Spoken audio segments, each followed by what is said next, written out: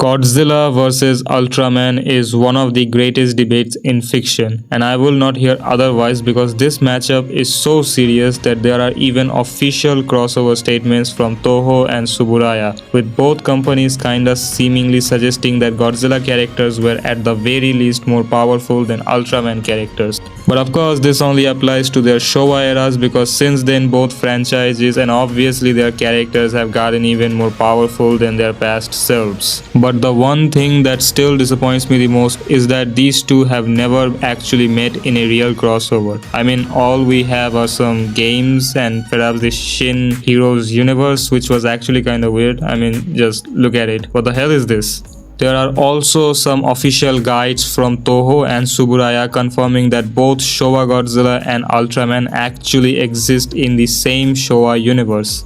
In fact, Godzilla himself was referenced multiple times in the Ultra series. Meanwhile, he also made frequent appearances alongside Ultraman and Gamera across various other verses like Marvel and Dragon Ball. And yet, we never got to see these two fighting in a real crossover. What a shame. But with that being said, who would win in a fight? Let's talk about it.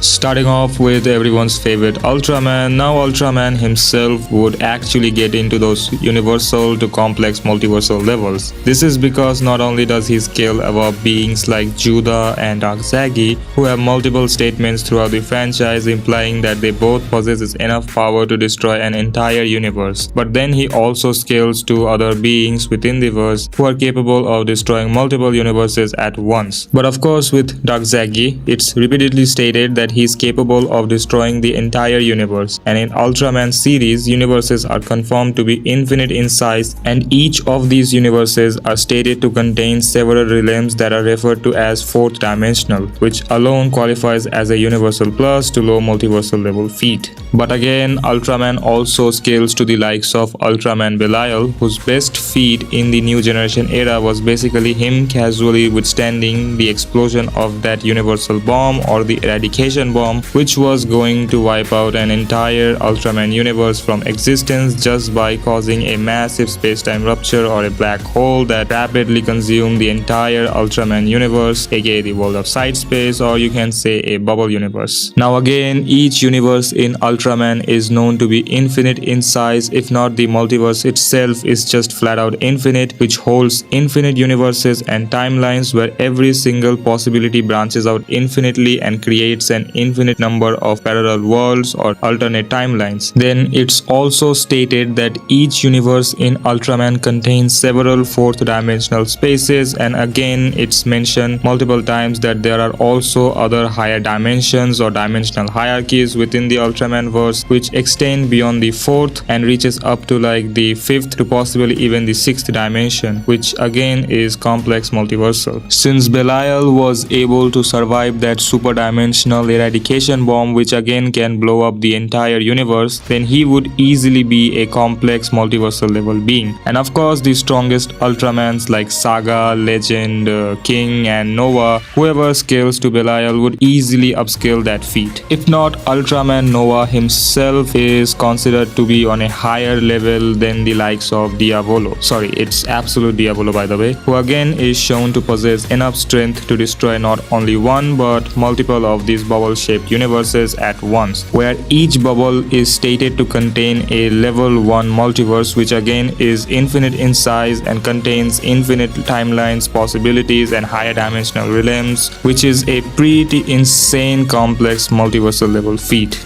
And all these Ultramans, women who pretty much scales to one another would easily be placed around 4th to 6th dimensional, likely infinite 6th dimensional and probably even higher like 7D, as Noah is multiple times stated to be a transcendent dimensional or a higher dimensional godlike existence in the verse whose power is stated to transcend everything, and I do mean everything, in the cosmology during the Raiva era. And he is also the strongest Ultraman, so yeah. But with that being said, Ultraman is easily into those infinite 6D to possibly infinite 7D, or you can say complex multiversal, with immeasurable levels of speed as he scales above characters who are stated to transcend time, space, and dimensions. And there are also other beings in the verse who are actually capable of traveling through dimensions and time itself, which again is immeasurable speed. But with that being said, how does the King of the Monsters compare to this? Now, believe it or not, but with the more basic Heisei scaling, you can actually get Godzilla into those multiversal to complex multiversal levels. This is because there is a vast majority of statements which easily put Heisei above Showa Godzilla, whose best scaling comes from the fact that he scales directly to the likes of Zone Fighter, who can destroy fourth-dimensional spaces along with the monsters who actually created them, simply by bumping the dimensionality of the area into the fourth dimension. And Godzilla himself scales above these monsters. If not, he also scales to the likes of Showa King Ghidorah, who himself utilizes supergravity, which is multiple times confirmed to be a higher dimensional force in the franchise. This also grants Heisei 4D, as not only is Heisei confirmed to be a branch timeline of the original universe, but Heisei King Ghidorah himself is also a stronger clone, and I do mean a literal clone of Showa King Ghidorah. This is what the guide and the novel heavily imply, that the Dorats were actually created using the DNA of the original Showa King Ghidorah from the Destroy All Monsters timeline, meaning Heisei is just canonically above Showa, which again explains that there is a connection between these timelines where each branches off from the original. If not, there are infinite timelines and possibilities for each outcome,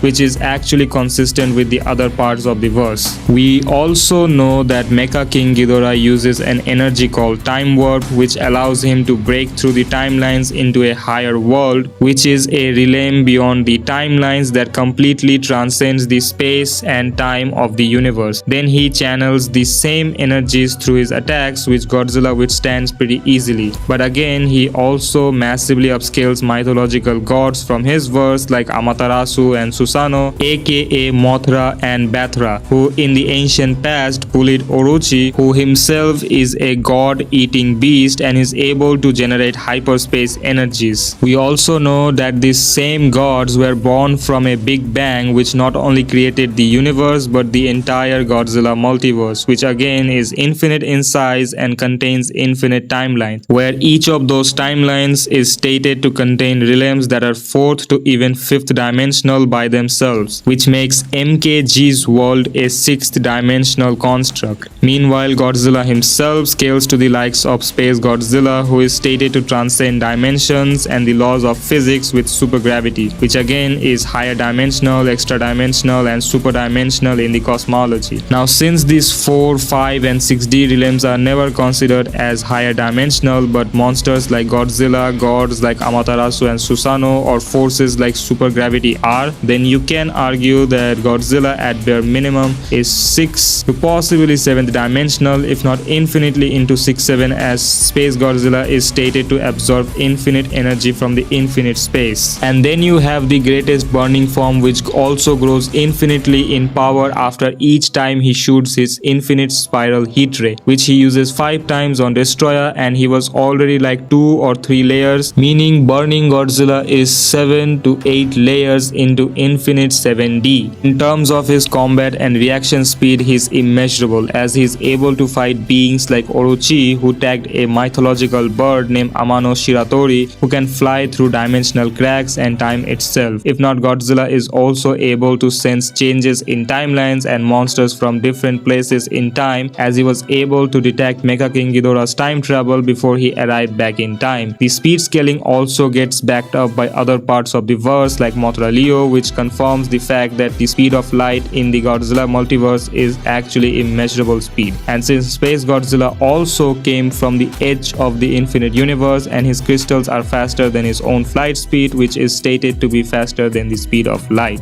But again, if we include their comic versions, then these two would be outerversal, as both have already crossed over into Marvel and are also canon to its main 616 timeline. Well, of course, Ultraman exists in a different universe than 616, but it's stated that the characters he fought in his run are their mainline 616 counterparts, meaning the Galactus he fought is the current 616 Galactus, who again is an outerversal being, which makes Ultraman outerversal too. So yeah, Marvel Ultraman is the one and only strongest version of the Ultraman. Now look, I get it, this feat is genuinely impressive here. Damaging Galactus, beating him up in a fight is no joke, right? But honestly, even with all that, it's still nothing compared to what Godzilla has done. Because not only did Godzilla fight Galactus, I'm talking about the 616 version by the way, but he also xenomorphed him and then he absorbed the power cosmic into himself, which is fucking insane. I mean, just look at this. And we know that this is not the only thing he has done in his entire run. Even in the first issue of the Destroy the Marvel Universe, he ruthlessly murdered a Celestial, then he one-shot Thor so hard that the impact sent him into space. He was also able to fold the Hulk. He turned Dormammu into his official punching bag. He no-diffs the X-Men, Fantastic Four, and the Avengers several times throughout the whole comic run. He was able to kill Galactus. He scales above characters like Odin, Silver Surfer, Beta Ray Bill, and even the King in Black himself admitted he's weaker than Godzilla and has no way to actually control him. It's the same Null, by the way, whose very existence is enough for threatening beings like Eternity. And if we include other versions like GMK, aka the God Butcher Godzilla, which is of course an Elseworld version, but it's stated that these one-shots are actually alternate 616 timelines, as many canon events are happening or have already happened in these comics, which means the version of Thor he fought is actually an alternate 616 Thor, and not just any 616 Thor, it's an amped version of Immortal / All-Father Thor, whose entire run kind of confirms that he even surpasses his Rune King's self. And God Butcher Godzilla murdered him, but also died in the process, but it still means he's equal to him. Now, in terms of their abilities, Ultraman has a good amount of hacks and abilities like space-time manipulation, reality warping, subjective reality, plot manipulation, power nullification, tons of soul and mind hacks, existence eraser, sealing and BFR, void manipulation, durability negation, immortality negation, faith manipulation, probability manipulation, causality manipulation, several forms, power growth, and all that good stuffs. But again, Godzilla himself has already murdered beings who can manipulate space-time and warp reality. He also has resistance to power nullification, existence eraser, durability negation, etc. Things such as magic, soul, and mind hacks are completely inferior in his eyes. Mothra sealed him away and he managed to break out of the seal. God Mountain BFR'd him into hell and he simply walked out of hell.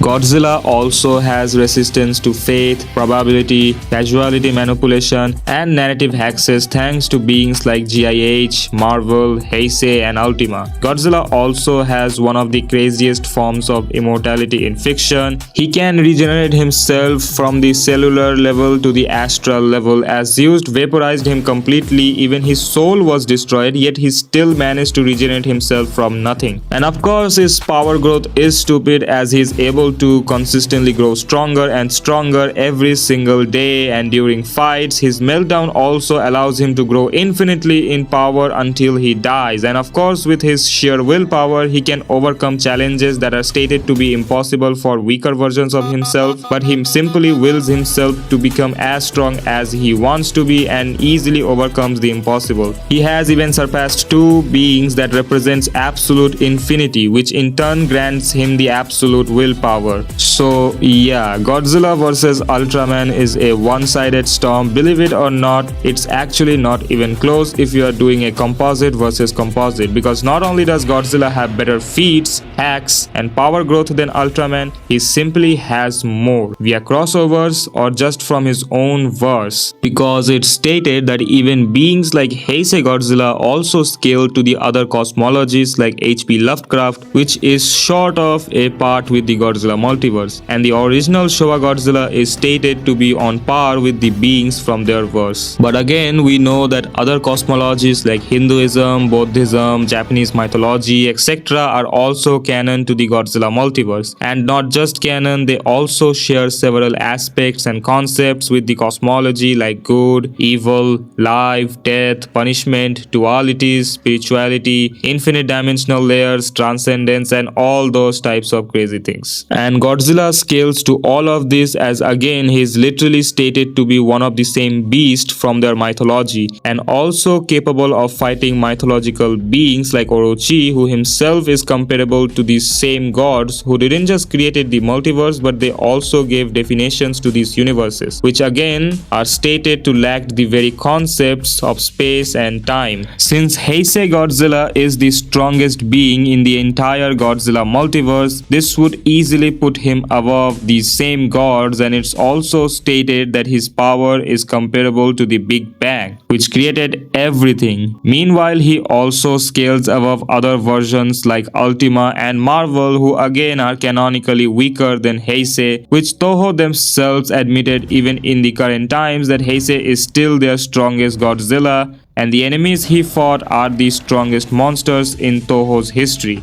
meaning nobody has surpassed Heisei since the 90s. And if the rumors I have heard are true, then Heisei Godzilla might actually appear in the third run of the Godzilla vs Marvel to face off against the likes of 616 Godzilla, who again is still considered as a version of Showa Godzilla, while Heisei himself is somewhat referenced as a stronger version of Showa and also scales above the entirety of the second generation. Then why wouldn't he upscale Marvel? Based on that, it kind of seems like even Heisei can solo comp Ultraman. But with that being said here, I think it's pretty much it for today's video. Thank you all for watching, and I will see you guys in the next one.